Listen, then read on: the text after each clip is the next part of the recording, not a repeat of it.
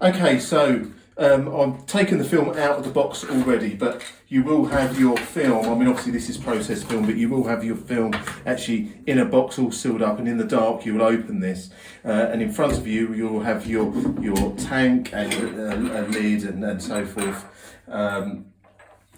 Sort of set out in front of you in the dark, so you know where everything is. I've got this is the 5x4 insert, the MOD photographic 5x4 insert that you load your film into. This is a little bit different to the more modern ones. This was the first generation one, which I think is absolutely lovely because it's all made out of perspex, so it kind of glows, which is lovely. Now they're just made out of polycarbonate, which was a cheaper method. But I've just got the films here, so it's just really to show you how to load them. So they will be in the box with the, again, notches on the right hand side. So basically you take one sheet of film out and then very carefully, without trying to touch it too much, you will curve the film like so. Okay, just spring it in between your fingers like so. And then in the dark, you will literally put your fingers in and your fingers will touch this part here. So when they touch this part, you can then let go of the film and the film will fall into these inner grooves. I mean, it's gone in there absolutely perfectly. I know the light's on, but it's gone in there absolutely perfectly. What you might find is that when you put it in there, it goes in and it's missed one of the grooves. But in the dark, you can have a feel and you can just make sure that you kind of go around each side and do that. Then what you can do, you can actually put 3 on either side.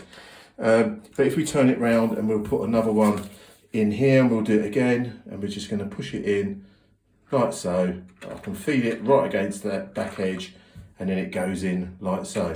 Now, if you're doing 6 at a time, you will need to put one in front of this one, but it needs to go into the next groove.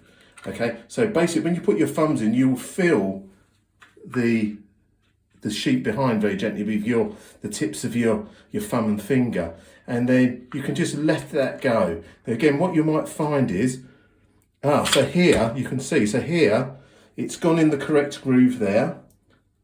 It's missed, it's gone in the same groove. So you will know that because you'll be able to feel here and you'll see that it's laying directly on it. So all you need to do is just flick them so that you can get your finger gap between here, and then you know they've actually gone in properly. The same's happened at the bottom here, so you can just flick that one out, just have a quick feel to make sure that there's a gap between them, and then you can obviously put another sheet on top. Once you've done that, it just goes into the tank. This is an old style Paterson tank, but still perfectly good. You can screw the lid on. I mean, obviously you've got the other lids which will click on, but the thing is, normally you would actually use this inversion method when you're doing agitations, then you would tap it. The problem is with this 5/4 insert is that when you do that, because of the movement and the water sloshing around, it is likely to ping off the film and they will just spin round in the tank.